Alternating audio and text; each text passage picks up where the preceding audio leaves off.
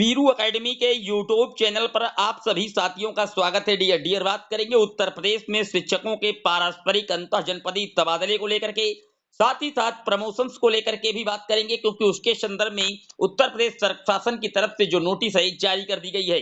बात करेंगे 12,460 शिक्षक भर्ती पर दूसरी काउंसलिंग का जो प्लान है, आखिरकार वो किस तरीके से कहीं ना कहीं जो क्रिएट किया जा रहा है शासन स्तर पर, ऊपर भी बात करेंगे। लेकिन आगे बढ़ने से पहले जितने लोग चैनल पर पहली बार विजिट कर रहे हैं, सब्सक्राइब करके बेल आइकन प्रेस कर लीजिए। डियर, आपकी स्क्रीन पर आप देख सकते हैं, यहाँ पर जो पहली न्यूज है वो आप देख सकते हैं, नोटिस लगी हुई है। प्रेषक सचिव उत्तर प्रदेश बेसिक शिक्षा परिषद प्रयागराज, समस्त जिला बेसिक शिक्षा अधिकारी, यहाँ पर परस्पर जो अंतः एवं अंतर जनपदीय स्थानांतरण के संबंध में ये नोटिस जारी की गई है। यहाँ पर बताया गया है कि जो जिला बेसिक शिक्षा अधिकारी द्वारा यह सुनिश्चित करने के उपरांत ही नियमानुसार जो कार्यमुक्त है और कार्यभार ग्रहण की प्रक्रियाएं हैं शिक्षकों की, वो की जाएं। यानी कि जो ट्रांसफर इत्यादि का काम है वो कहीं ना कहीं पूरी तरीके से हरी झंडी दे दी गई है। और ये कार्यक्रम 11 जनवरी 2024 से लेकर के 13 जनवरी 2024 तक पूरी तरीके से इसको कंप्लीट करना है और 20 जनवरी 2023 तक अधोहस्त सार्वजनिक कार्यालय के माध्यम से सूचना प्रेषित करना है। तो आप देख सकते हैं किस तरीके से उत्तर प्रदेश सरकार लगातार जो तबादलों को लेकर के रणनीति बना रही थी, कई बार इनकी रणनीतियां विफल हुई, ऐन वक्त पर किसी भी प्रकार से अड़चनें आ जाती थी। लेकिन इस बार पूरी तैयारी के साथ फिर से एक बार सचिव उत्तर प्रदेश बेसिक शिक्षा परिषद ने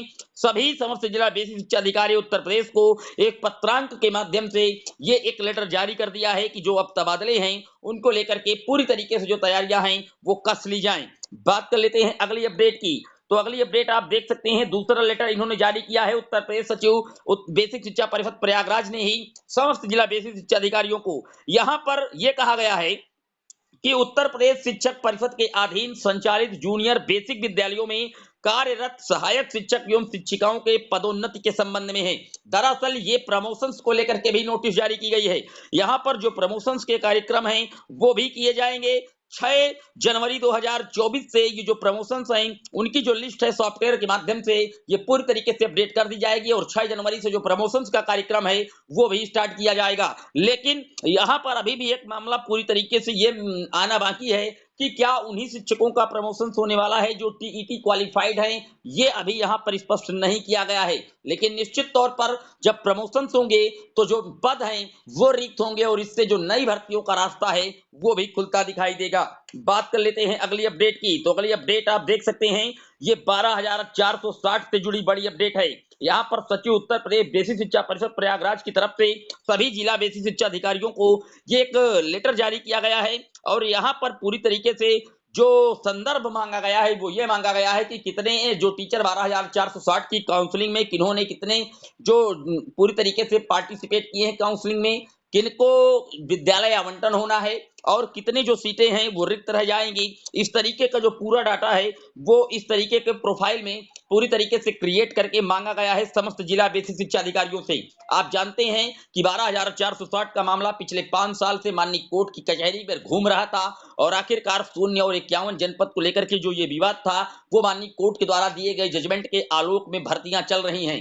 यहाँ पर कई ऐसे जिले हैं जहां पर 50% से भी ज्यादा सीटें खाली रह गई हैं पहले ही काउंसलिंग में। आप जानते हैं, उदाहरण दिया जाए किसी भी राज्य का, किसी भी डिस्ट्रिक्ट का आप ले लीजिए, चाहे आप कौशाम्बी का ले लीजिए, प्रयागराज का ले लीजिए, फतेहपुर का, चित्रकूट का, कहीं का भी ले लीजिए। सीतापुर में सबसे ज्यादा 881 पदों के लिए काउंसलिंग होनी थी, महज 200 अभ्यर्थी वहां पर काउंसलिंग में पहुंचे हैं, तो 600 सीटें वहां पर भी खाली हो गई हैं।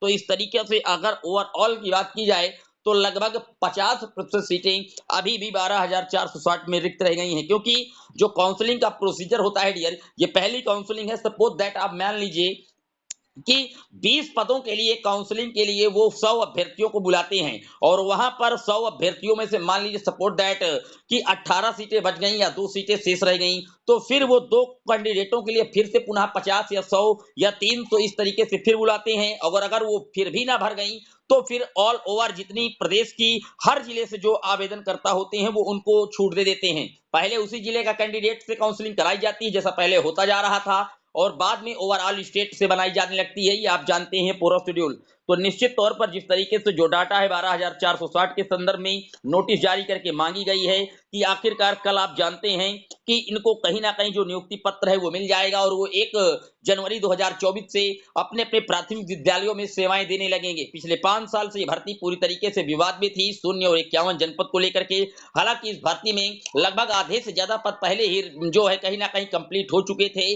5 साल से आधे शिक्षक सेवा में दे रहे थे इस भर्ती प्रक्रिया के और लगभग 6,500 या 5 से 6,000 के बीच में कैंडिडेटों की जो सीटें थी वो खाली रह गई थी और उसी को लेकर के काउंसलिंग चल रही है। तो पहली काउंसलिंग में ये तो कंफर्म हो चुका है कि सीटें नहीं भर जाएंगी। अब जो दूसरी काउंसलिंग का प्रोसीजर है, सरकार जल्द ही उस पर कदम बढ़ाएगी और मेरिट को नीचे करके निश्चित तौर पर कहीं ना कहीं जो नीचे के अभ्यर्थी बॉर्डर लाइन पर लगे हुए हैं उनको निश्चित तौर पर और अभी भर्ती में प्रक्रिया में शामिल होने का जो मौका है निश्चित तौर पर शासन स्तर से उन पर मिलने वाला है।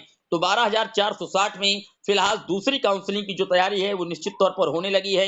सभी जिला बेसिक शिक्षा अधिकारियों के द्वारा जो डाटा है वो मांगा जा रहा है और अगर द्वितीय काउंसलिंग में भी नहीं भर पाएंगी तो निश्चित तौर पर फिर पूरे स्टेट के जितने जिले हैं, डिस्ट्रिक्ट हैं, सभी डिस्ट्रिक्ट के कैंडिडेटों को फ्री कर दिया जाएगा और पूरी तरीके से सभी काउंसलिंग में पार्टिसिपेट होंगे। ऐसा कुछ प्लान कहीं ना कहीं बेसिक शिक्षा विभाग की तरफ से बनाया जा रहा है। उम्मीद करता हूं कि दोनों डाउट क्लियर हुए होंगे। उम्मीद करता हूं आप समझ चुके होंगे।